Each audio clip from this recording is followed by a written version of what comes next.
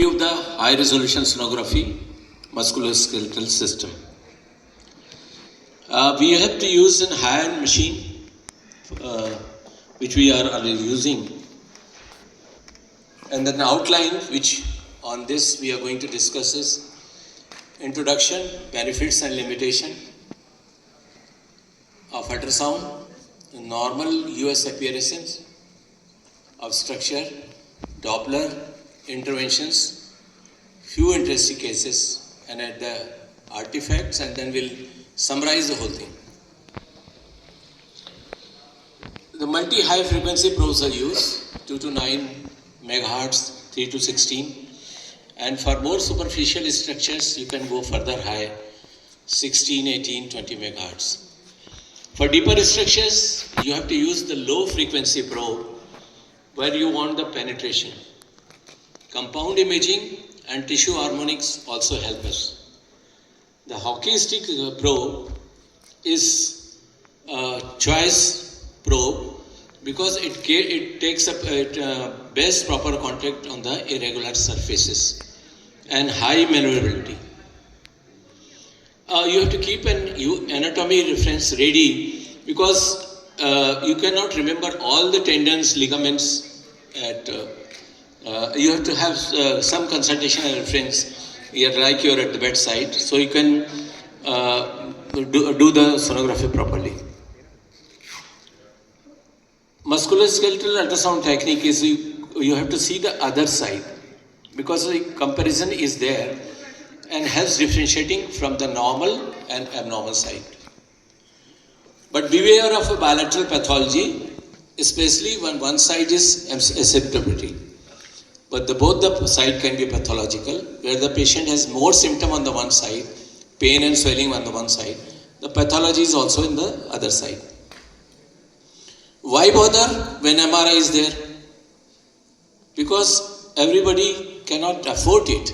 It's not available to all. The benefits of the MSK ultrasound is ability to image in the real time, hands-on, dynamic, fast, interactive. Patient is there with you. You can always talk with the patients, allow interaction with the patient, generally unaffected by metal artifacts. Examination of the controlateral limb is there for comparison,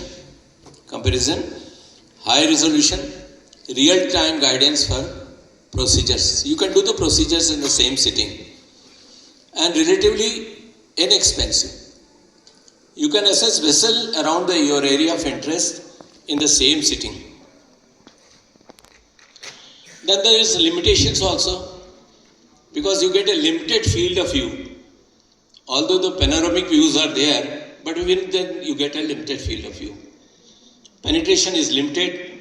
You cannot penetrate the bone and operator dependent, but one can cultivate it by doing a regular MSK examination.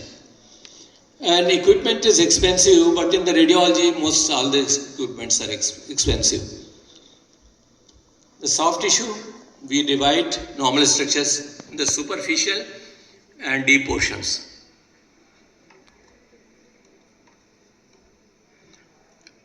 Epidermis dermis is an echogenic solid hyperechoic line.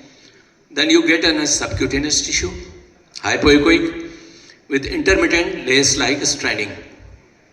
Superficial muscle fascia. The muscle fascia is a hyperechoic line that separates the superficial from the deep portions, and nerve and blood vessels often run in this area. Further deeper, muscle, tendon, ligaments, bone and joint spaces. The normal appearances. This is a longitudinal scan. You can very well see the feather or vein on a leaf pattern. This is a longitudinal scan. If you do transverse scan, you can see a starry night pattern. Beautifully seen here. This is a starry night pattern. The tendons, the fibril appearance, but they are more dense than the muscle. You can see here, this is the muscle and this is the tendon. This is more echogenic, than the muscle. The normal appearances of the tendon, you get a fibrillar appearance, and on transverse cut, the tendon gives a broom end pattern. Ligaments. On ultrasound, normal ligaments also bright echogenic linear structure, more compact, but the ligament gives an various, make ultrasound appearances variable because then the tendon, because of variability in the amount of collagen, elastin and fibrocartilage within the ligament. You can see here, this is also fibrillar pattern and this is the broom end pattern. Then, as I told you, this is an extended field of view, allows production of picture wider than the transducer face. You have to glide the transducer is glided parallel to the scan plane along the structure of interest, and new occurs add to the original one, and you get an extended field of view. This is the nerve. This is a longitudinal, you get a fascicular nerve. This is a transverse plane, you get a honeycomb pattern. So transverse scan, you get honeycomb, and this is a fascicular pattern. Nerves are very nicely seen on the ultrasound. Then bones, you can see this is X-ray appearance, this is ultrasound. And we'll discuss the bones later on in details. The Doppler. The many soft tissue masses allow altered ecotexture and anechoic areas within the mass. When you put Doppler, you put colors, it shows flow within the muscular mass.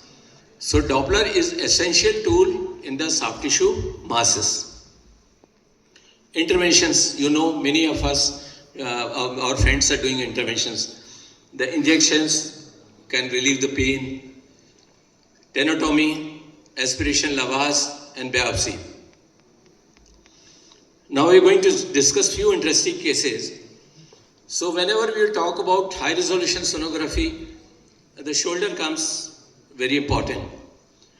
So here is the normal appearance of the shoulder. You are seeing deltoid muscle, subacromial subdeltoid bursa, supraspinous tendon, greater tubercle and the anatomical neck. So supraspinatus, you are getting a full tear here. You see the discontinuity of the fibers. A large defect is there. So this is a full thickness tear, supraspinatus, which can be easily seen in the ultrasound. Then the partial tear. The partial tear is disruption of few fibers and partial articular side, this defect is there and is communicating with the articular cartilage. Then we are going to discuss that tendinosis. Tendinosis happens when something injures your tendon and it is unable to heal properly. So you're getting features thickened, heterogeneous tendon, nodular hypoechoic areas, calcification, interstitial splits, and is increased Doppler flow, variable. This is a calcific tendinosis of subscapularis. You're going a prominent tendon and a calcific area, thick and prominent tendon. This is a very good case of patellar tendinosis. You're getting a very thickened tendon, getting hypoechoic areas, appearance is very variable, and as I told you, vascularity is variable. This is ultrasound examination of the acromial impingement.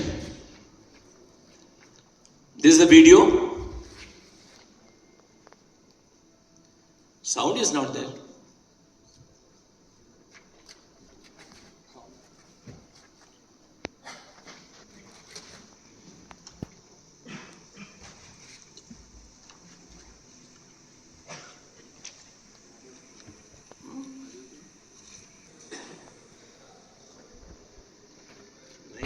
See the video, there is a movement of the, You have to keep the patient in same position with internal rotation, and you have to do the movements. Abduction movement is there. This is the acromion process which is seen here. This is the bone. And by doing abducting the patients, normally you should not, the bunching of the bursa and muscle should not be there.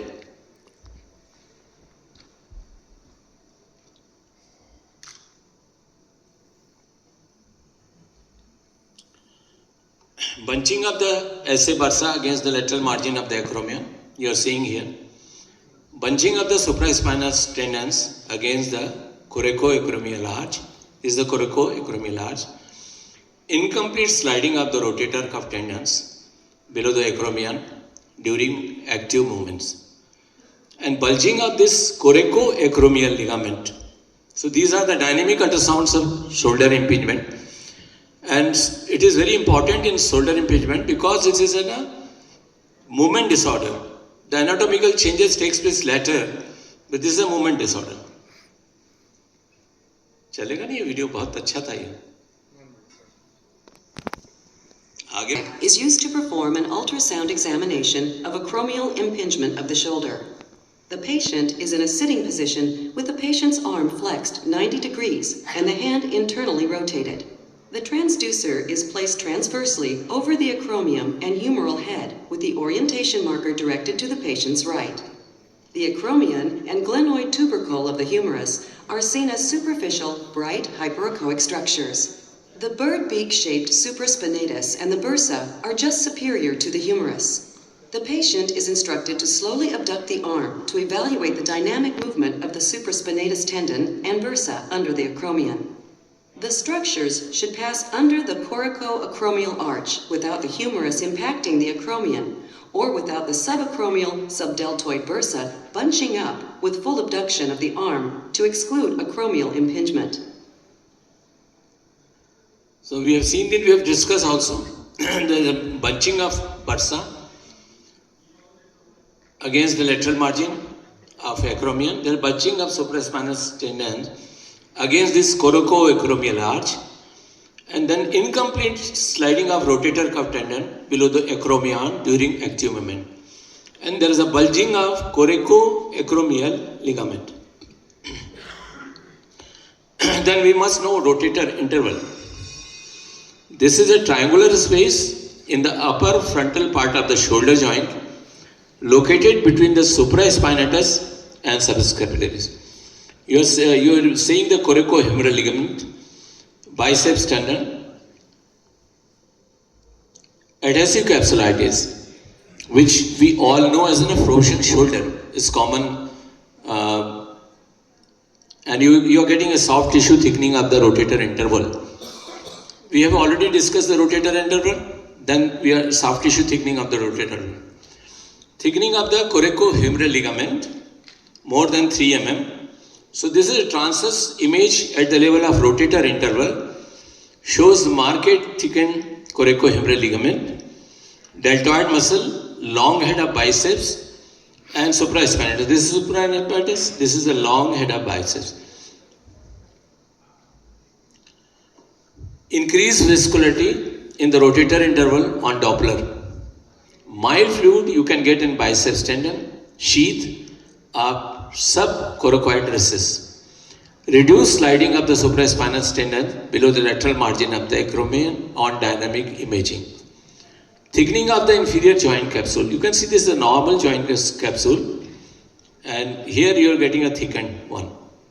It should be more than 4 mm, and this is what we get it in a frozen, commonly known as a frozen shoulder.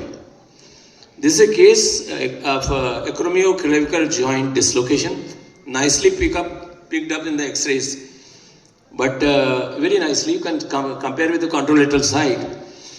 But if you do an MS examination sonography, this is the site which we are showing is normal, and here it is. You can see the distance is increased, and there are a disruption of the acromioclavicular ligament. So this is an acromioclavicular joint dislocation. Tennis elbow, we come across, when we do not play the tennis, we should know about tennis elbow. There's a lateral epicondylitis. Pain causes pain on the outside of the elbow. This is a golfer's elbow. Many of us play the golf, and it is a medial epicondylitis. And the inside of the elbow, the pain is there. Here you can see the extensor group of muscles attached to the lateral epicondyle. This is the normal one, common extensor tendon, and this is the lateral epicondyle. In these cases, you get a defect here. This is lateral epicondyle, and this is the defect in the scene. Then the golfer's elbow. You can ultrasound image showing a swelling and thickening of the common flexor tendon, golf's elbow. This is the medial epicondyle, and this is a flexor group of muscles involved, attached to it. Then the bursae, we all know, small fluid filled sac located around the joint. They act as a cushion, reducing the frictions. But I just pick a few, like subacromial subdeltoid bursitis, olecranon bursitis, Becker seats, तो हम लोग देखते ही हैं काफी knee में popliteal fossa में we get a large cyst, and retrocalcaneum bursitis. So this is a case of subacromial subdeltoid bursitis. Transverse ultrasound image showing this acute subacromial subdeltoid bursitis. This is an olecranon bursitis. Fluid is getting collected with septas and local hypervascularity noted in the subcutaneous plane in the posterior elbow. This is a Becker cyst. It is seen in the popliteal fossa. This is a patient having hypoechoic to anechoic area in the left popliteal fossa. Some symptoms are seen, and you can see the internal echo. If they are large enough, they can compress the popliteal artery and vein, and you can have an additional finding of venous stasis, may lead to venous thrombosis. The retrocalcaneum bursitis, you can see the Achilles tendon. The calcaneum is seen here, and this is a collection here. So this is a case, retrocalcaneum bursitis. Now, as we have seen the median nerve, normal median nerve, it gets caught somewhere and compressed, usually in the carpal tunnel, and causes compression of the median nerve at the result, resulting in the enlargement of the median nerve, proximal to the compression. You can see very well, nicely seen, the median nerve is enlarged due to compression. This is a cross-sectional area. You can see the normal median nerve should not exceed more than 10 mm square. But this has gone up to 16 mm square, and the patient has a symptoms also.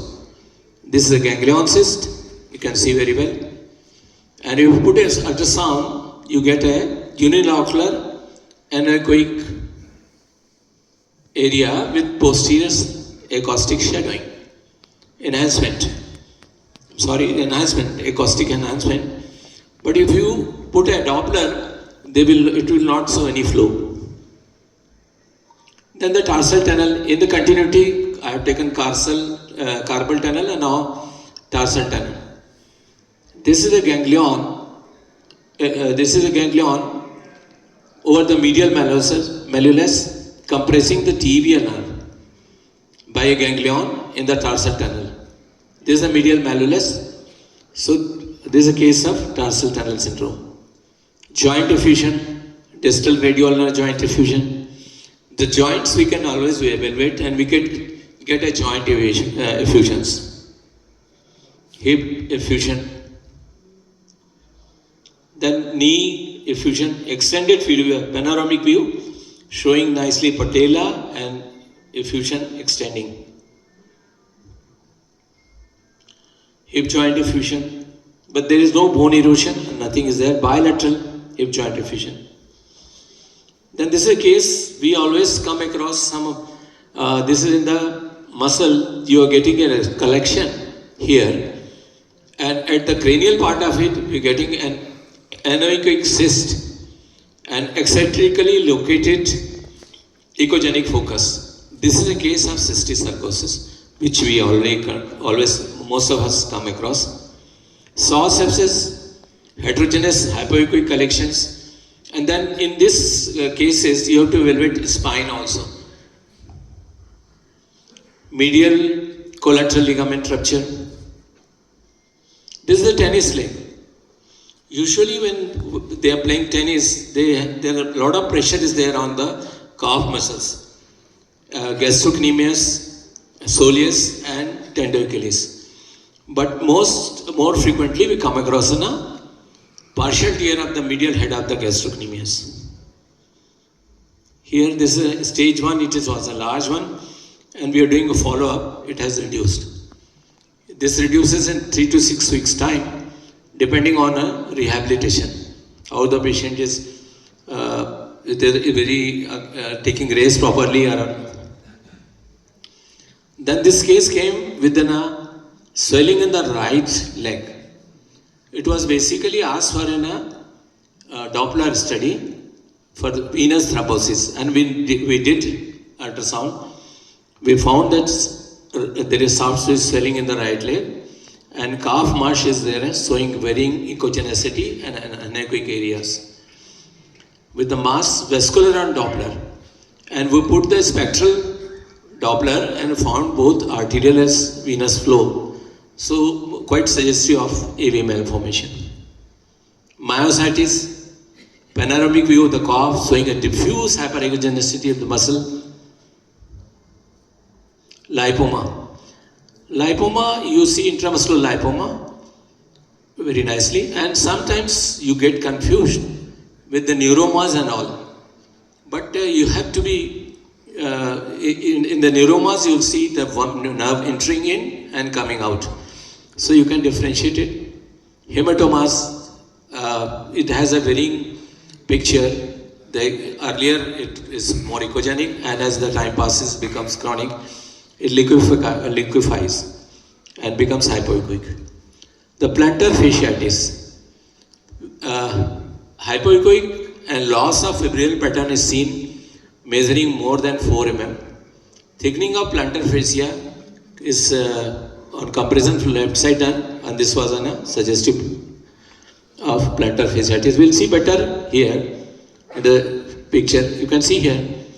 You can see this is a thickened plantar fascia attached to the calcaneum, and here you are getting a normal picture.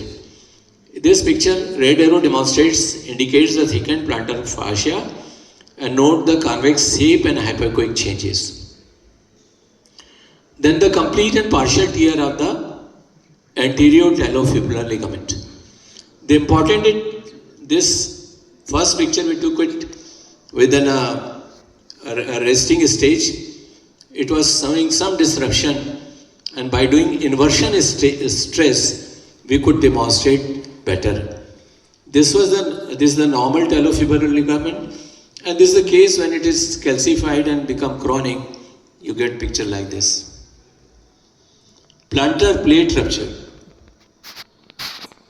On the right side, the normal plantar plate is seen, homogeneous and mildly echoic, lying deep to the flexor tendons and inserting into base of proximal phalanx.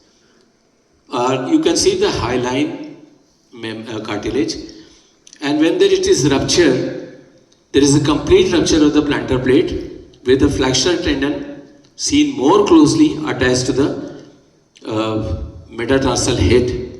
This plate is totally gone, plantar plate. Tendoachilles, this is important. This is a post-traumatic hematoma formation, partial tear, tendoachilles with evidence of some collection and bursitis. You can see the hypoechoic area. You have seen demonstrated the tendoachilles in the panoramic view. Tenosynovitis, you get a distension of the tendon sheath along with the anechoic fluid collection. This is a tenosynovitis case. Morton's neuroma. This was an earlier slide taken which was showing the dorsal approach, but now these days the plantar approach, because it's more nicely accessible from the plantar surface. Here it was the third, fourth space, web space way, you're getting an hypoechoic area. and the nerve is indicated by white arrow. This is, now we are doing the plantar approach, putting the probes here and squeezing the forefoot. You can get more nicely delineate this mass, and you're getting all nerves here. Multiple soft mass. Multiple painful soft tissue masses on the medial side of the right ankle. Patient complain of pain and walking. High resolution shows multiple hypoechoicoria, ovoid masses which are seen distributed along the course of posterior tibial nerve. They are seen arising from the posterior tibial nerve. No flow seen on the color Doppler, suggestive of multiple schwannomas. There are multiple. But the question comes, how we differentiate neuromas with schwannomas? So in the schwannomas, you get an eccentric entry in the nerve, but in the neuromas, you get a central entry of the nerve and get a more involvement of the nerve. This is just impacted foreign body. This is a neurofibroma. I told you this. There's a nerve entering in and out the bones. High resolution sonography is superior to X-rays in detecting early osteomyelitis. In children, sonographic evaluation of the bone is more informative than conventional X-ray, as cartilage is better seen. High resolution sonography nowadays evaluate new bone formation in patients have undergone bone lengthening. It is useful in congenital dislocation of patella, hip, congenital hypertrophy of the flat bones. And do not ignore the examination of bones can provide information. Unsuspected stress fracture. Even in the rib fractures, it was seen the conventional X-rays do not reveal anything. And if you put the probe at the site of tenderness, you get a fracture. Degenerative changes, erosion from rheumatitis disease or osteomyelitis. Many times these erosions are not seen. Then you have to take help of the CT scan and other modalities. This is a case of osteomyelitis. You can see the periosteal thickening, elevation of the periosteum, subperiosteal fluid collections, and you can get some fluid adjacent to periosteum. This you can pick up. The changes starts in 3 to 6 days after the injury and after the problem, and you can pick up this in a week's time, as well as X-rays takes long time. This is a case of rheumatoid arthritis. You can see the erosion, and there is a pannus formation, and putting a Doppler, it shows the pannus. If it is very painful, one can inject the steroids here. The same sitting you can do the interventions. Then we are going to talk about artifacts. So don't get confused with artifacts. US beam should be parallel to the structure. To avoid that, if you get some lesion, always try to look in multiple planes. As in this case, this was an ultrasound beam of perpendicular tendon. You are seeing a normal echogenicity. And when it is oblique to the tendon, you are getting an artificially low echogenicity. This was the case. We were suspecting something here, Achilles tendon, and then we corrected the angle and we found that nothing is there. So this is a peroneus longus tendon subluxation. This is also very important to pick up dynamics importance. It shows the importance of dynamic study. US examination rest, not showing anything. You are doing ankle eversion and dorsiflexion. You can see very well the subluxation of the peroneus longus muscle. So in these cases, it takes over, it's an edge over MR when you can do the dynamic studies. The video showed the real-time ankle movement, and dynamic scanning at the level of lateral malleus showed the anterior subluxation of the peroneus longus over the malleolus during dorsiflexion and eversion. the tendon returns to normal when patient is at the resting position. At the end, I'll just like to say few words of the elastography. Shear wave elastography is considered particular suitable for the MSK examination. And this is the case, it shows only softening can be identified in elastography. This is not a main tool for diagnosis, this just helps you. When you are doing other ultrasound examination, you can just see whether the softening of the identified in the elastography, and done in the post-operative cases and some follow-up cases also to see the progress. Summary is dynamic study is helpful many times. Identify sub-millimeter images. This ultrasound is much better in the sense of the superficial structure, and at par with the MR, you can't see equal at par at the MR. In direct interaction with the patients there, you can intervene and cost effective. So I have taken help of these references somewhere. But at the end, I am very, very much thankful to Dr. Vikas and Jaiswal giving me opportunity to speak. And thank you very much, you all listening me so carefully and encouraging me. Thank you very much.